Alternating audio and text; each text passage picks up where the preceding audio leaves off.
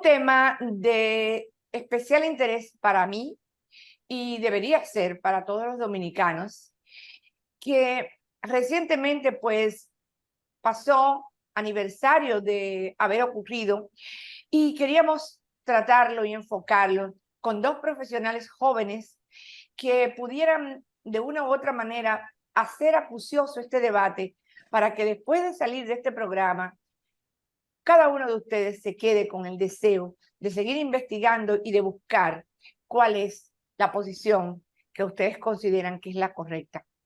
Esta noche con nosotros, de verdad, nos engalana aquí en Y Entonces al director de la Escuela de Derecho, en este momento de la Pucamaima, un joven profesional, de verdad, muy laureado, del cual nosotros vamos a solicitar ahora para colocarle su currículum vitae, el doctor Edwin Espinal Hernández y el doctor José Alberto Ramírez.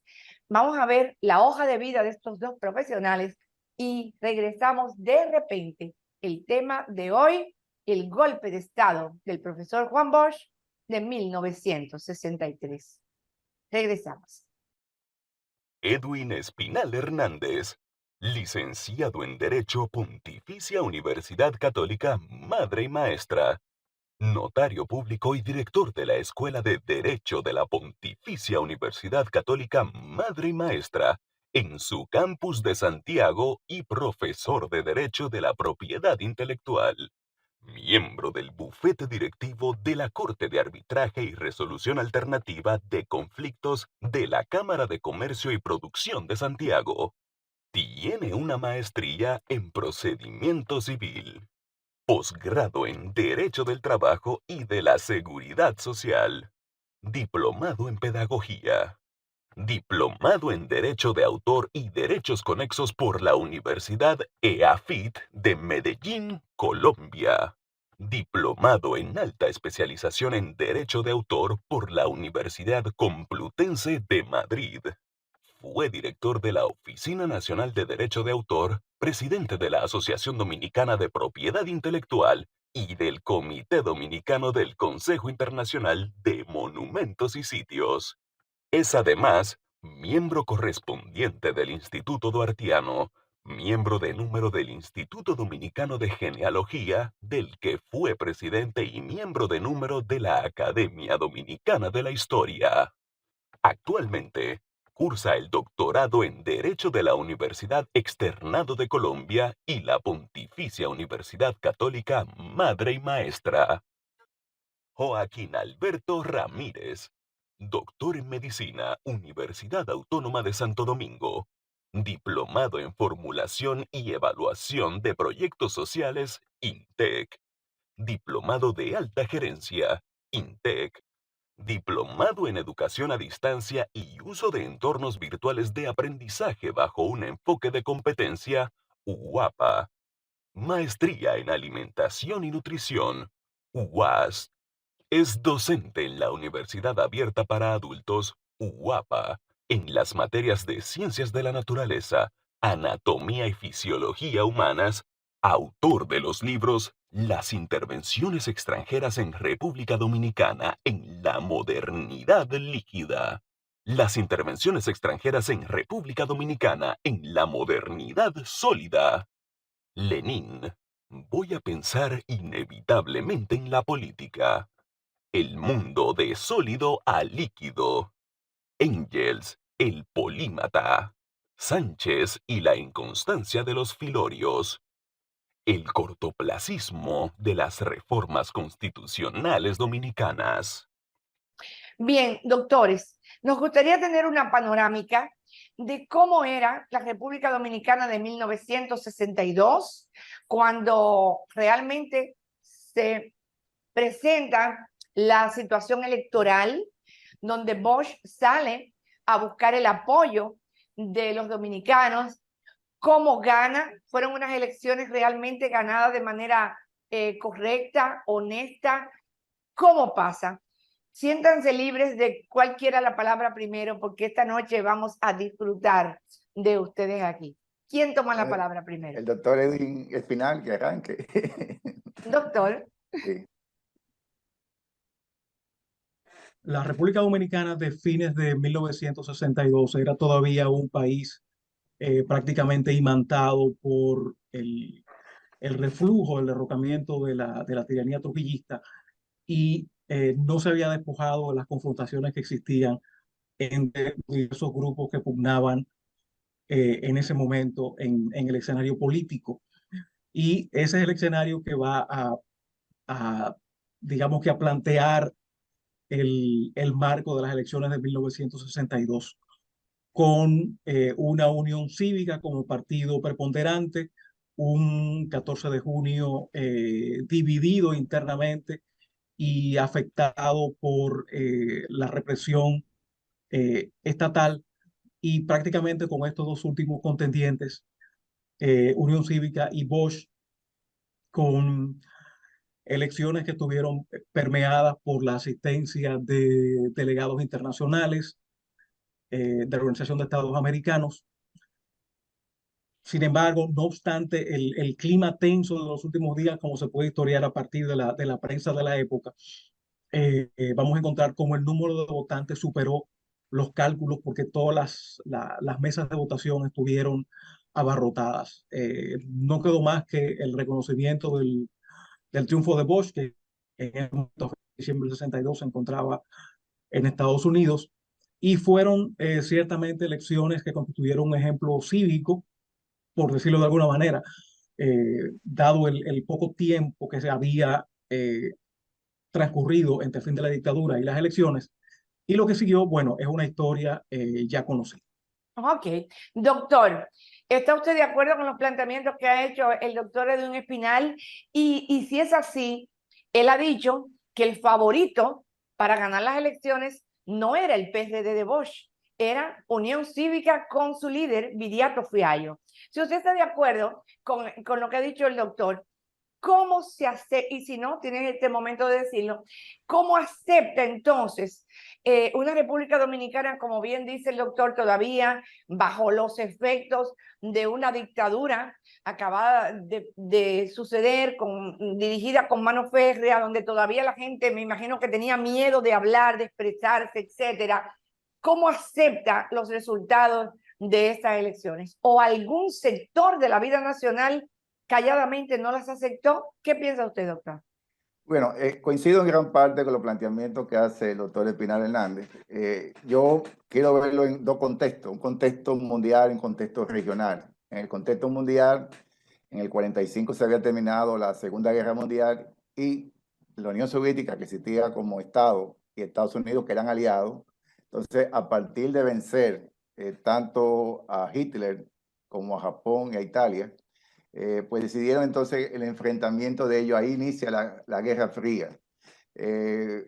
Sale Roosevelt y asumen Truman como presidente, y Truman sí tuvo una retórica anticomunista todo el tiempo. Si nos vemos entonces a nivel ya regional, se da la Revolución Cubana en el 59, y para Estados Unidos fue una infiltración en su llamado patio trasero de que se le dé una revolución a los 2 años después, proclamada socialista en el 61, y entonces se creó una línea en la cual la posición era no permitir una segunda Cuba. O sea, en ese ambiente de comunismo o no comunismo, es que se da la situación de Bosch, que incluso solicitó que para no renunciar a la candidatura presidencial se le permitiera un debate con Láutico García, porque había una acusación de decirle a Bosch que era comunista, y ese debate se produjo prácticamente 24 horas de las elecciones, a la que Bosch le fue bastante bien, y tal como señala el doctor Espinal Hernández, Bosch alcanzó 59.53%, solamente superado por Danilo Medina recientemente, en las elecciones del año 2012, pero desde ahí hacia atrás nadie había alcanzado esos niveles, aún con las democraduras del doctor Balaguer. Digo democratura como una mezcla de democracia con Claro, dictadura. naturalmente. Doctor Sí.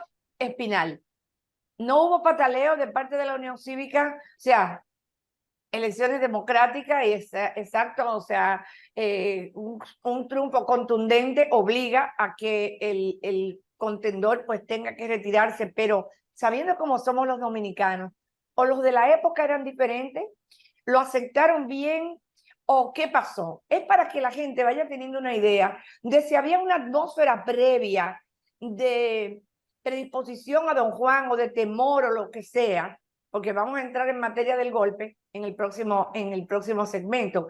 ¿Qué piensa? ¿Qué recoge la prensa de la época?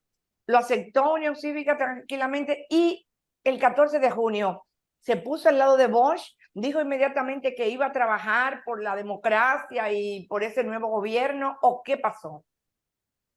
Las esperanzas de Unión Cívica eran tales ya que el Partido Unión Cívica Nacional publicó una carta del doctor Viriato Fiallo, donde él expresaba que él gobernaría para el noble y el pueblo, el sufrido y noble pueblo dominicano. Eh, el 14 de junio, en su parte, entendió que era una monstruosidad antidemocrática, la del Consejo de Estado, fijar elecciones conjuntas de las elecciones generales y de los miembros a la Asamblea Constituyente, cuando esas elecciones debieron de haberse celebrado el 16 de agosto. Recordemos que las elecciones se celebran Okay. el 20 de diciembre. El 14 de junio repudia las elecciones, las considera espurias, se abstiene de participar, pese a que no se inscribió tampoco dentro del plazo fijado por la Junta Central Electoral.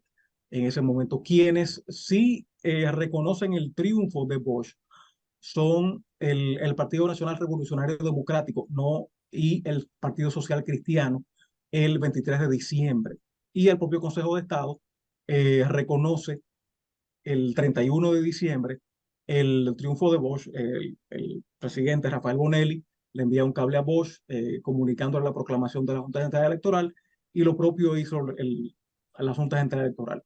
Y como decía el doctor Ramírez, la dupla de Bosch y González Tamayo tuvo una votación de 628.495 votos, Wow. y la candidatura del doctor Viriato Fiallo y el doctor Puig de Puerto Plata alcanzó solamente 312.618. Hubo un total de 1.050.867 Wow. emitidos. De manera que Una pela de calzón quitado. la diferencia fue Significativa. bastante significativa, así es. ¿En qué basó Bosch su predicamento? ¿Cómo Bosch logra conectar con ese pueblo que no podíamos delimitar quiénes habían sido pro dictadura y quiénes no, porque el país entero lamentablemente había tenido que caminar por un carril determinado, y el que no caminaba por ese carril pues inmediatamente estaba tachado, y hasta era publicado de manera sutil o no la familia en los famosos foros que había en República Dominicana.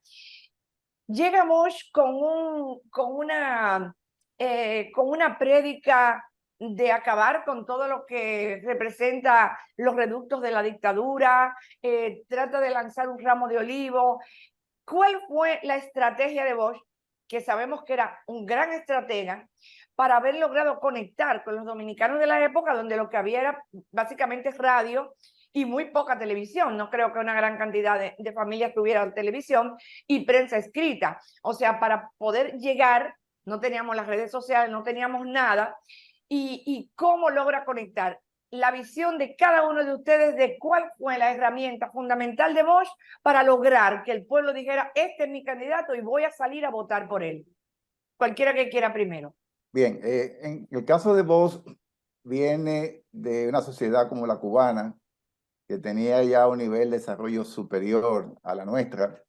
Ya aprendimos que en Cuba había una sola central de trabajadores. Cuba tuvo ferrocarril primero que la metrópoli, que España. Bosch fue asistente de Prío Socarrás, que desempeñó la función de primer ministro. Esa figura en Cuba existía, el primer ministro. Llega acá 24 años después de ese ejercicio político. Identificó que la consigna debía ser social. Mientras que Viriato Fiallo hablaba ya la parte política, dividir el país entre trujillista y antitrujillista. En el caso de Bosch, vino con un discurso de los hijos de Machepa, de los Pecueso Largo, de los Tutumpote, etcétera, que tenía mayor conexión con la población en ese entonces. O sea, Bosch logró tener esa conexión. Además, por primera vez en la historia dominicana, da un carácter institucional, porque Bosch, a pesar de su liderazgo, se hizo una convención. Ningún dirigente político, ni en los tiempos de Trujillo, ni más atrás, hacía convenciones para elegir candidaturas. Eso Claro. eran organizaciones políticas en torno a una figura y se asumía que ellos eran amos y señores de eso y eso estaba legitimado. Ok. En el caso de Bosch hubo una convención. De hecho, se eligió una figura que él tuvo resistencia, como el caso de Buenaventura Sánchez, el cual decía, no, en esa condición yo prefiero renunciar a la presidencia.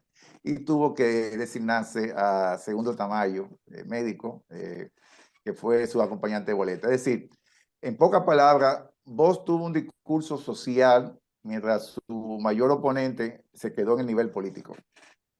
¿Qué piensa en este último minuto para irnos a la pausa el doctor Hernández, por favor, Espinal Hernández? Efectivamente, esa fue la lógica de Bosch y además supo explotar bastante bien el mecanismo de la radio, que era, digamos que el medio de comunicación social privilegiado en la época, por demás en una sociedad rural donde la población urbana no era mayoritaria y consecuentemente el radio en los espacios campesinos tenía un elemento, tenía una posición preponderante para poder, digamos que conectar con ese mundo urbano nacional. Wow, una pequeña pausa, regresamos en breve. Este debate realmente promete esta noche. Una pequeña pausa.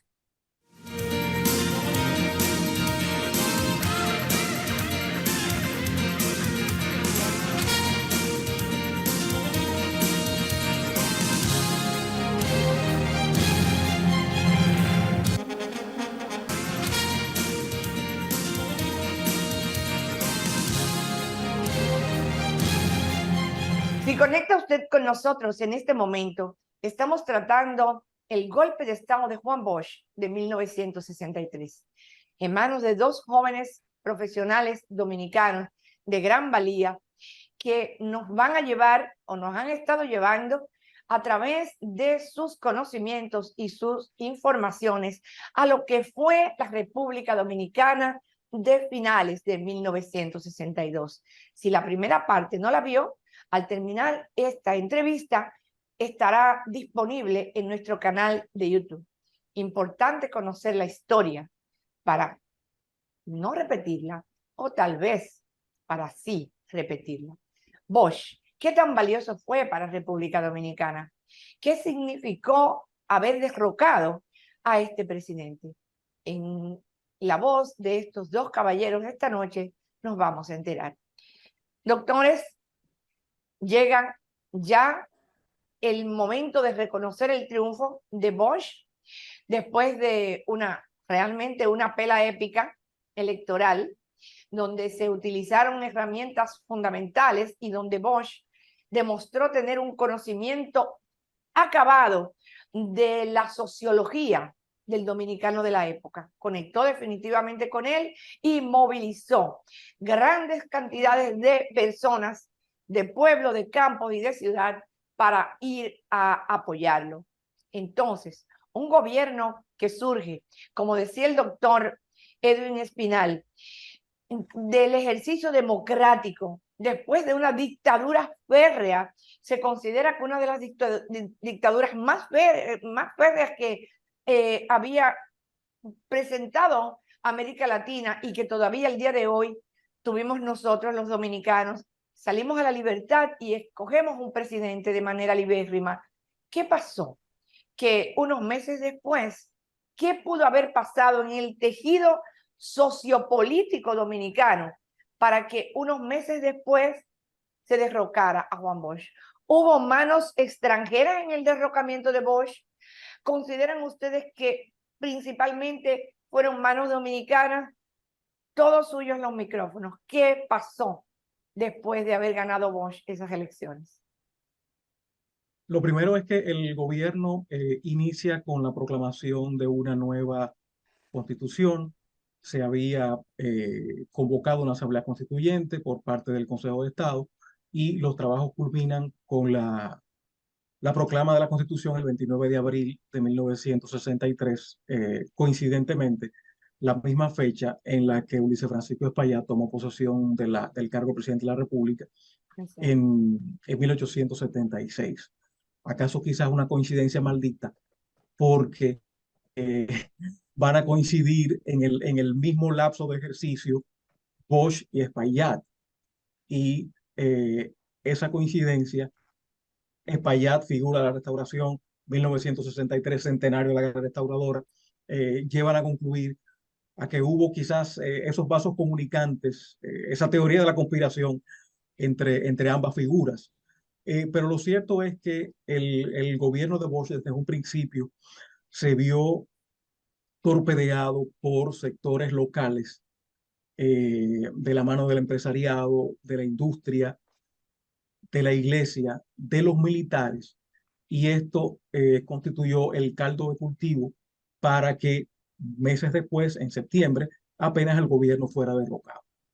La mano invisible del gobierno de los Estados Unidos, de la CIA, eh, por supuesto, se ha debatido, pero creo que el doctor Ramírez tiene también mayor precisión con respecto a este punto. Doctor Ramírez. Bueno, bien, coincido que estos poderes fácticos, Fuerza Armada, Iglesia, empresarios, se enfrentaron a Bosch. Incluso una medida que tomó Bosch en mayo, que fue poner un precio tope a las ganancias, cuando el precio del azúcar en alza generó en la Casa Vicini una resistencia. Y ya habían articulaciones de varios personajes de esa casa, miembros de la Unión Cívica Nacional, con Wessing, en lo cual ellos se preparaban para el golpe de Estado. Ahora, ¿qué pasa con Estados Unidos y la mano invisible? Yo diría que no había un consenso entre los dirigentes del Partido Demócrata. Habían figuras que enfrentaban a Bosch directamente, miembros de la CIA, como el caso de Dupuis, Hendry, que eran articulistas, que inmediatamente sus artículos que eran de enfrentamiento a Bosch eran publicados en el Caribe, de la familia Ornes, que enfrentaban a Juan Bosch. Había una figura acá, el primero que abrió un supermercado en el país, de apodo Wimpy, El Wimpy. que participó, jugó un papel clave en el magnicidio de Trujillo, y ya Wimpy, desde antes de Bosch juramentarse como presidente, tenía una oposición. Sin embargo, habían otros sectores, por ejemplo, menciono dos senadores de Minnesota, que después llegó a ser vicepresidente, el caso de Humphrey, está el caso también de Wayne Morse, que fue senador en Oregón, que veían con buenos ojos el gobierno de Bosch, incluyendo a varios periodistas corresponsales, como es el caso de Tad Shure, como está el caso también de un dirigente historiador troquista, que ellos veían que Bosch podía ser la vitrina, conmoción a lo que estaba pasando en Cuba. O sea, que en vez de haber una insurrección popular de los pueblos, que buscaran la vía democrática y que la democracia pudiera funcionar. En esa línea estaba también el presidente Kennedy y estaba Martin. Lo que yo pienso que hay momentos que nosotros cometemos un anacronismo. El mismo doctor Espinar Hernández, como titular de la Escuela de Historia, se habrá dado cuenta que en la restauración pone la bandera alterna, cuando todavía la bandera oficialmente fue alterna en 1907. La restauración fue el año 1863. Y todo el mundo piensa que la figura determinante era Luperón, y ponen a Luperón en un sable, cuando Luperón era teniente, cuando Gaspar Polanco era general. Es más, todavía estaba por debajo de Pepillo Salcedo, que era jefe de operaciones. Pero la gente asocia a Luperón Restauración, y pienso que la actitud de Johnson, vicepresidente que asume después que Kennedy, después del asesinato de Kennedy, el establishment se lleva a Kennedy, y todavía hoy por hoy no sabemos los detalles. Han pasado bañales y todavía eso queda una incógnita. Y la actitud ya de Johnson no era la de Kennedy. Johnson sí tenía una línea clara de no dejar pasar a Bosch en la Revolución de Abril, y creo que esto se mezcla. se mezcla. Pero Kennedy estaba un poquito más a la expectativa. Sí le preocupaba algunos pasos en la gestión de gobierno de Bush y lo que podían tomar decisión, pienso yo, no habían decidido montar el golpe en esa fecha. Es más, hay una entrevista de Víctor Grimaldi, que fue una persona que siempre estuvo muy de cerca con Bush, donde él habla de que el 24 de septiembre no se había montado el golpe de Estado. Ya eso lo explicaremos quizá en cámara lenta, en un segmento más posterior, ¿no? ¿Qué piensa el doctor Edwin Espinal de este planteamiento? ¿Realmente también usted piensa que John Fitzgerald Kennedy tenía una idea proclive a don Juan, o por lo menos no en contra? Si no hubiese pasado el magnicidio de Kennedy, ¿cómo hubiese sido? ¿Qué usted cree de este planteamiento del doctor Ramírez? Yo le advertí que era un hombre irreverente. Sí. Bueno, sin duda que existían reservas dentro del gobierno de Estados Unidos respecto de Bush, incluso desde antes de la toma de posesión, y no hay que dudar que esas reticencias se manifestaran también en niveles jerárquicos inferiores. Pero hay que pensar que existieron vasos comunicantes entre los sectores dominicanos que adversaron a Bush y esos sectores también conservadores y de línea dura dentro del gobierno de Kennedy para, digamos que jugar al ajedrez que conduciría al derrocamiento del gobierno. Hay que considerar igualmente también el papel de la propia Unión Cívica como principal partido opositor, los refugos trujillistas que todavía estaban de por medio, y la propia incomodidad de las Fuerzas Armadas al ver reprimidos o restringidos sus tentáculos, por decirlo de alguna manera. Okay. Sectores de la vida nacional repetían de manera frecuente, como una manera de tratar de inhabilitar a don Juan, que don Juan era un hombre difícil, que don Juan era un hombre de carácter impenetrable, imposible, que era roquizquierda, que cuando decidía una cosa no echaba para atrás, que no escuchaba a nadie. En el próximo segmento, por fin, ¿qué derrocó al profesor Juan Bosch? ¿Lo derrocó realmente esta situación, este underground, estas fuerzas por debajo que se mueven, se movían y se mueven y se moverán en todas las sociedades y en la nuestra eran evidentes? ¿O hubo una mano gringa detrás del golpe de Estado, una conjunción de cosas, o sencillamente don Juan, un hombre testarudo que no escuchaba nada, que fue muy rápido para tratar de hacer cambios en una sociedad dominicana que no estaba preparada? Después de la pausa, estos dos caballeros nos dirán su posición en relación al golpe de Estado. Vamos a una pequeña pausa. Aquellas personas que usted crea que puedan edificarse con este debate, este es el momento de usted llamarle y decirle que nos sintonicen. Regresamos en breve.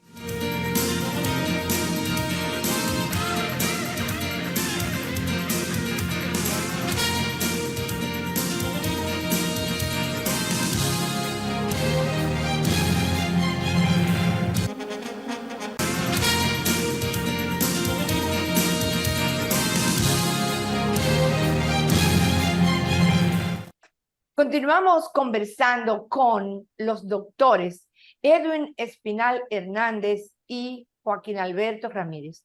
Hablamos del golpe de Estado del profesor Juan Bosch. Antes de ir a la pausa, dejamos la pregunta en el aire. Por fin, ¿qué provocó el golpe de Estado de un gobierno democráticamente electo, primer gobierno democrático después de una férrea dictadura de decenas de años en República Dominicana? Se perdieron muchas vidas, se silenciaron muchas posiciones.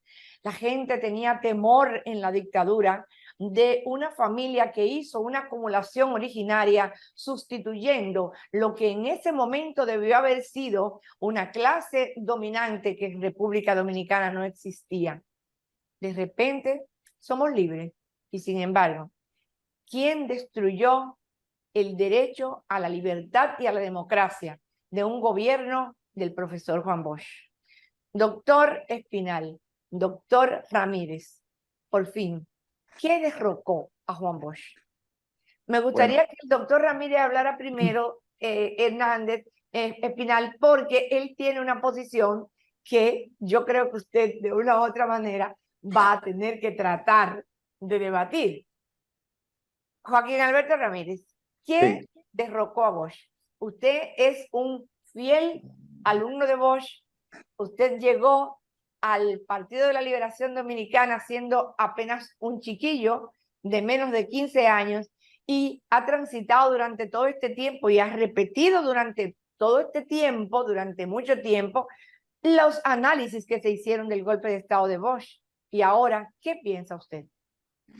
Si fuera posible yo compartir una cronología en Word, podría describir las últimas 10 horas del gobierno de Bosch.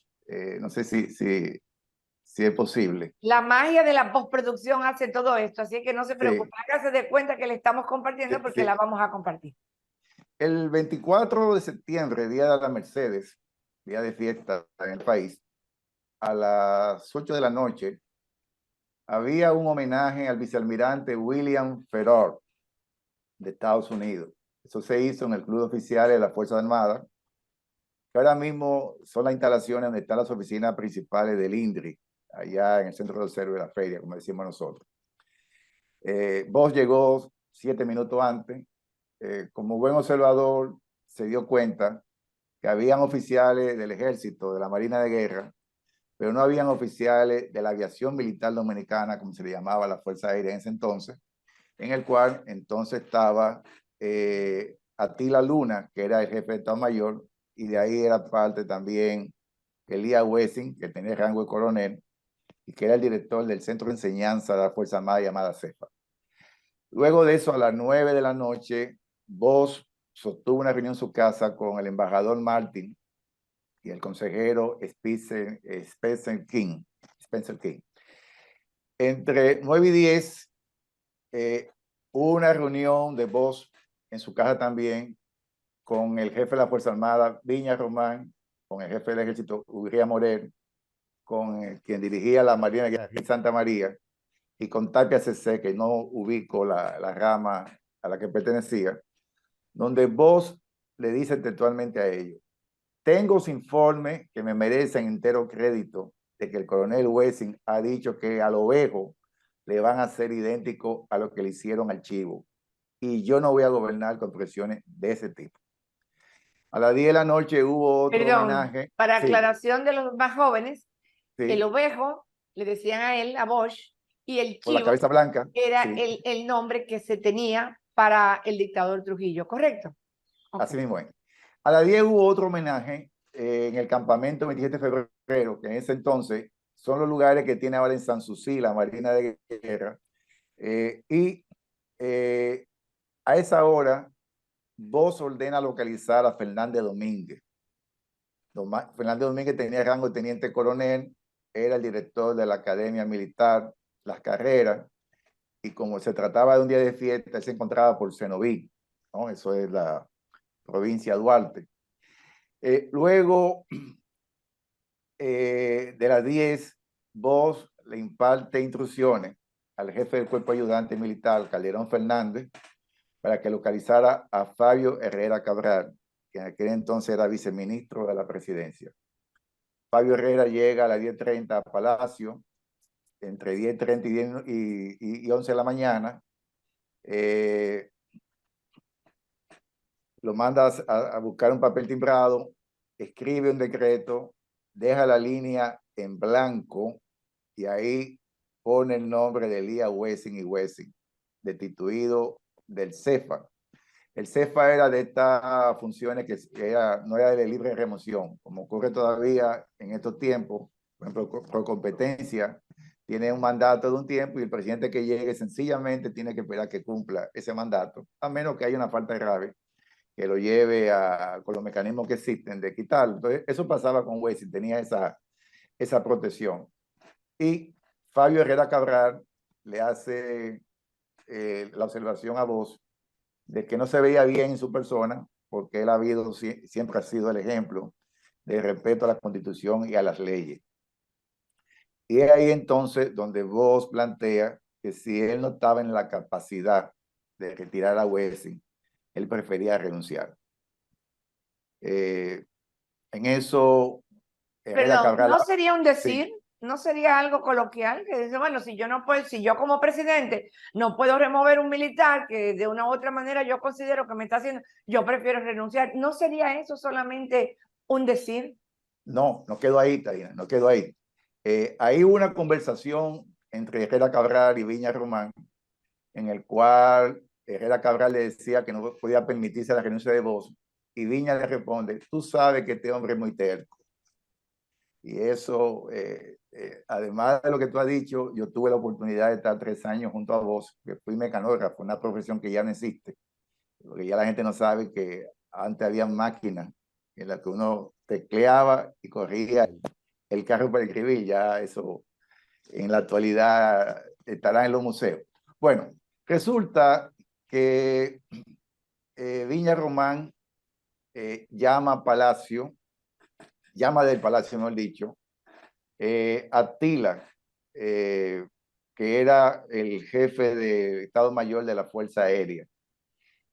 Attila no se apareció.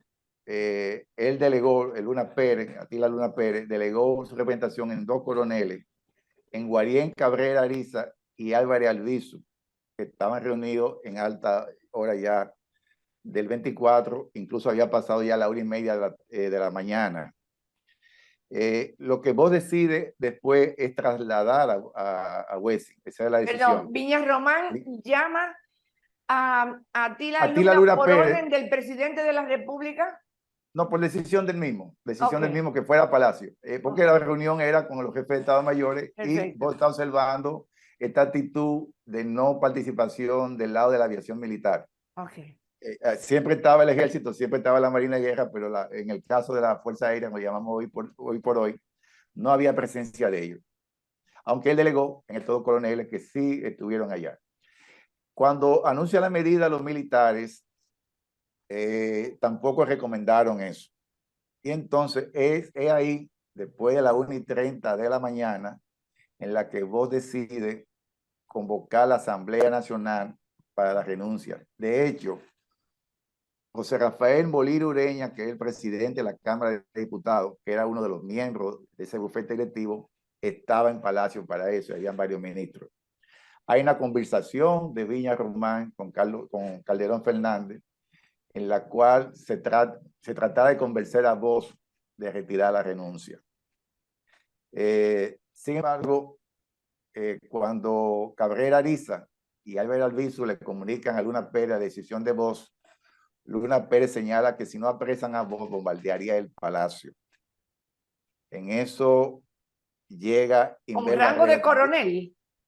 O sea, Ellos se comunicaron había una con su jefe. conspiración entonces abierta, al parecer, porque se sentía eso de tener mucha fuerza para que un coronel diga algo de este tipo, pienso yo. Lo estoy provocando, doctor. No, está bien. No, ellos estaban presentes por delegación de Luna Pérez. De Attila, Entonces, ok. ellos le comunican a Luna Pérez qué está pasando en Palacio y Luna Pérez está en esa actitud de hablar del bombardeo.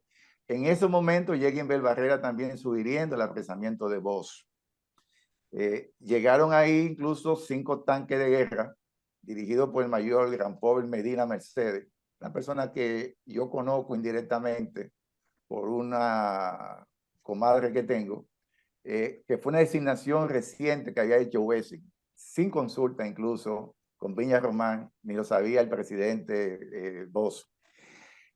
Ya a las 2:25 de la mañana, Fritz Long, Luther Long, decían Fritz, coronel de los Estados Unidos, se dirige al CEFA. Este es un detalle interesante, porque Fritz Long no tenía idea de dónde estaba metido el alto mando militar dominicano y estaba en Palacio. No porque obligaron a Juan Bosch, no porque lo llamaron, no porque sacaron a Juan Bosch en pijama, no, fue una convocatoria que había hecho el presidente de la República donde ellos estaban ahí presentes. Y entonces, Freelon ya a las 4 de la mañana le informa al embajador Martin de que los oficiales estaban en Palacio. A las 4:20 que se decide entonces el golpe de Estado, se le comunica a Bosch que está detenido. Bosch, como quiera, a las 4:30 llama a Casanova, que era el presidente del Senado de la República, y a las 4:45 no se identifica quién, pero una mujer desde la casa de Bosch llama a Martin para decirle que Bosch ha sido apresado en el palacio. Y a las 5:30 de la mañana es que llega Casanova a Palacio. Hay que recordar que Casanova no era senador por el distrito, sino por la provincia de San Pedro de Macorís, y no había la facilidad que hay ahora de las vías para llegar tan rápido de San Pedro de Macorís a la ciudad capital. Ya a las 5:30 entran a Palacio Viriato Fiallo, de la Unión Cívica Nacional, Jiménez Grullón, adversario de Bosch desde la fundación del PRD, Emilio de los Santos, que era en aquel entonces el presidente de la Junta Central Electoral, Ornes, que estaba ya en la actitud mediática en el Caribe, Bonillita, Celito Báez y Ángel Severo Carreal, que es una de las figuras de la Casa Vicini. A las 5:50 de la mañana llegó el embajador Martín preguntándole a Bosch si debía considerar la presencia de los marines para su reposición. Y Bosch le dice textualmente que en esas condiciones tenía que dimitir en razón de que había sido elegido para ser presidente, no para recibir órdenes.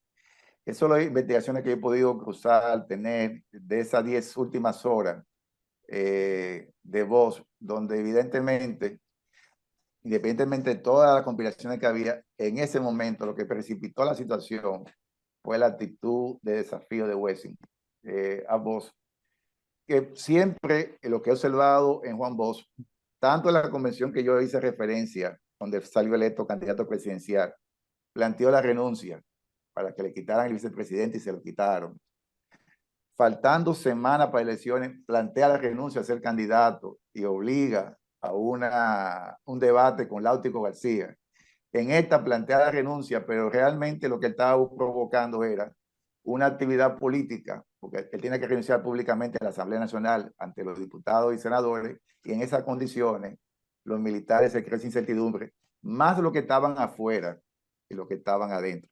Vamos a ver después esa actitud en Bosch de renunciar. Una vez lo hizo del PLD, dijo que iba a ser miembro nada más, y se le dio un problema de orden interno en cuanto a una situación en el comité político, pero el recurso renuncia es reiterativo en Bosch desde los años 62 hasta, podríamos decir, los años 98, 99. Ahí lo dejo, señor. Podríamos generar un titular que diga que el doctor Joaquín Alberto Ramírez considera que el golpe de Estado de Bosch, por lo menos en el momento que se presentó, fue una salida errónea a un planteamiento o a algo que tenía Bosch para tratar de quitarse una situación X. ¿Eso podríamos decirlo? O sea, ¿usted cree que tal vez si don Juan no hubiera accedido a lo que él consideraba que era una provocación de Wessing y de un grupito, tal vez no hubiese tenido inconveniente, o como quiera estaban dadas las condiciones para que se presentara el golpe de Estado? Podría ser que el golpe se diera después, podría ser, porque todavía en el sector de la Casa Blanca no sabían qué hacer, en algunos casos con Bosch. Ellos tenían la idea, bueno, con Juan Bosch lo tenemos que presentarlo como una vitrina para que la gente vea que este es el camino, frente al otro lado que era la revolución que se había dado en Cuba, la revolución cubana.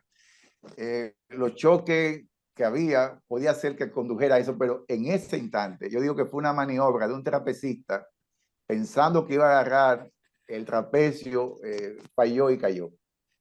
Bosch planteando la renuncia con la finalidad de hacer un enfrentamiento, vamos a decir, pueblos militares, ese le falló a un Bosch en ese momento. Ansiosa de escuchar al doctor Espinal.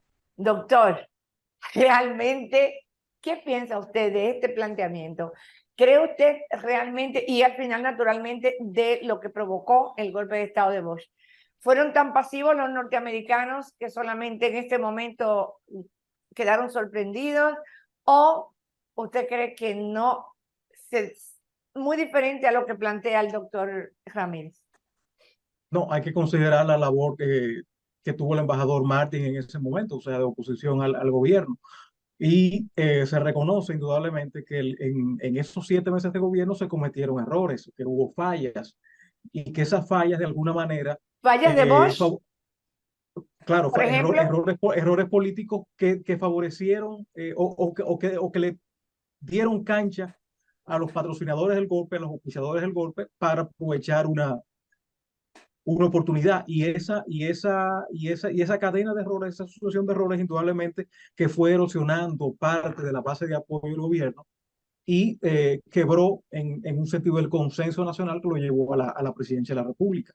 De manera que van a confluir situaciones de ambos extremos, no solamente de parte del gobierno, sino también de parte de los opositores. O sea que fue una tormenta perfecta lo que finalmente sucedió para provocar el golpe, como decía el doctor Ramírez. Wow.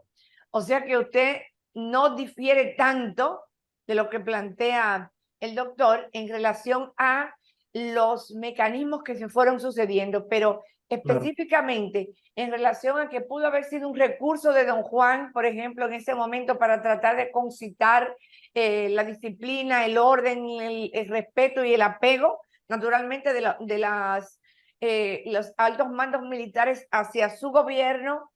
En relación a ese punto, ¿qué usted piensa de la teoría del doctor Ramírez? Sí, efectivamente, pudo haber sido quizás un último recurso para lograr la sujeción de los mandos militares al poder civil, indudablemente. Pero como dice el doctor Ramírez, no pudo darse esa sujeción de los militares al mando del presidente Bush. Cayó un gobierno democrático. ¿Qué piensan ustedes, cada uno, como reflexión final? ¿Qué pudo haber sido de la sociedad dominicana si se hubiese dejado gobernar a Bosch? Si don Juan hubiese terminado su periodo de gobierno, hubiese terminado con los mismos aliados que llegó, o habría personas que tal vez se le habrían salido de abajo, habrían pensado que no era lo que estaban buscando, y para el pueblo pobre dominicano, para ese pueblo para el cual siempre él luchó, ¿hubiese sido muy diferente? ¿Qué piensan ustedes dos? Bueno, el La doctor Espinal, Constitución, sí, bueno, la Constitución del adelante, sí. 63 perfilaba una gran revolución social, eh, que se truncó justamente por el derrocamiento. Y pienso que pudo haber planteado una diferencia total, hubiese sido un parteaguas en relación con el proceso de dictadura de 31 años. Por supuesto, ese peso de la dictadura y el contexto político del momento conspiraban contra una estabilidad. Pudo haber terminado bien durante haberse extendido mucho más tiempo. No podemos jugar a la ucronía en este momento, pero indudablemente que hubiese sido un cambio totalmente drástico, que hubiese inaugurado un capítulo distinto en la historia democrática dominicana, porque constituye un personaje que por sobre todas las cosas es una reserva moral. Doctor Ramírez. Bueno, cuando uno ve la historia de forma global, se da cuenta que estos gobiernos civilistas, institucionalistas, son breves. Lo vimos en Francisco Rivero Villini. El doctor Espinal ahorita hizo una conexión con Francisco Ulises Payá, más o menos el mismo tiempo de mandato, y pasó con Bosch. La única figura, yo diría, con civilismo, y tuvo que tomar una medida anticonstitucional, fue el mismo padre Meriño, el arzobispo Meriño, que con el decreto de San Fernando suprimió el Congreso y pudo terminar su mandato, que en aquel entonces era pena de 2 años.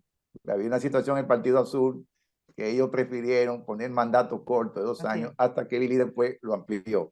Pero si ustedes observan los demás años, todos están ocupados por Santana 3 periodos, Báez 6 periodos, una anexión a España, 2 intervenciones militares para acá, Balaguer 20 y tantos años y Trujillo 31 años. O sea, estos perfiles de Báez, de Santana, de Trujillo y de Balaguer han sido los preponderantes en nuestra situación.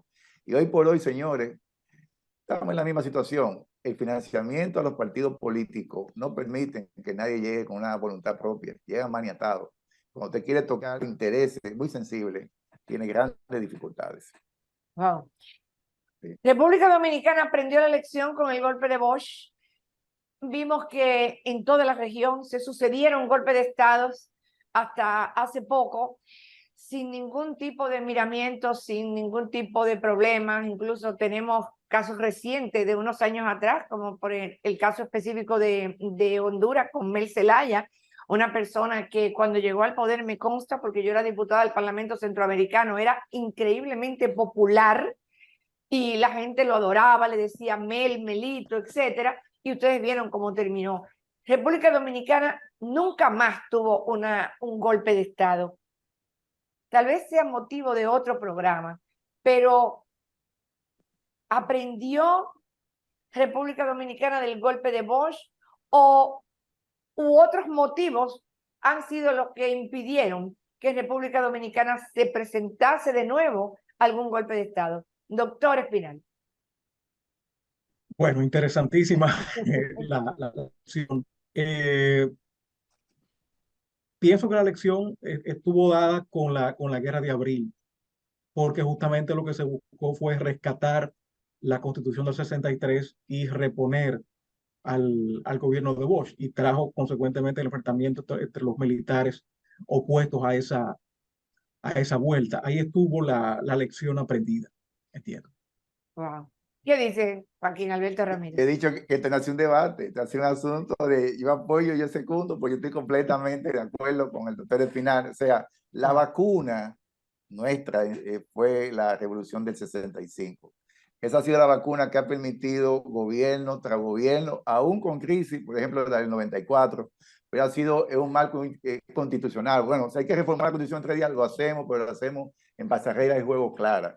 No ha habido ningún gobierno de facto desde allá para la fecha, porque a raíz de ese golpe de Estado, la Fuerza Armada se fue agrietando más. Había el grupo, el famoso clan de San Cristóbal, que es la herencia que tenía Trujillo Balaguer.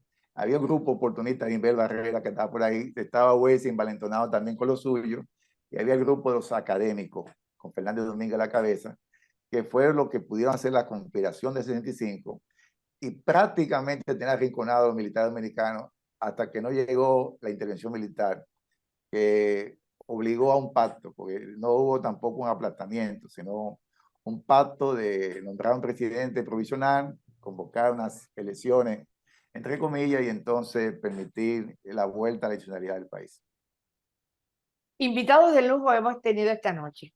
Yo de corazón espero que ustedes hayan podido aclarar algunas situaciones, aprender de otras y, ¿por qué no?, dejarle ese gusanillo de la investigación. Señores, nuestros hijos se pasan horas frente a un computador, sencillamente utilizándola para cosas que tal vez no sean vitales, ni mañana le vayan a traer ningún beneficio. Pongámoslo a aprender la historia, porque de eso se trata. Si queremos tener un mejor país, definitivamente debemos conocerla. Me siento gratamente halagada de tener estas dos figuras esta noche aquí. Y les prometo a ustedes que les seguiremos cayendo atrás, porque creo que este binomio le dará muchos beneficios al país. Doctores, muchas gracias por su tiempo ocupadísimo y porque hemos podido transitar por un tramo de la vida nacional de vital importancia para nosotros. Gracias por estar aquí, gracias por acudir a nuestra invitación. Bien, un placer de conocer a doctor Espinal, aunque sea por esta vía, algún día nos veremos personalmente. Buenas noches. Y entonces.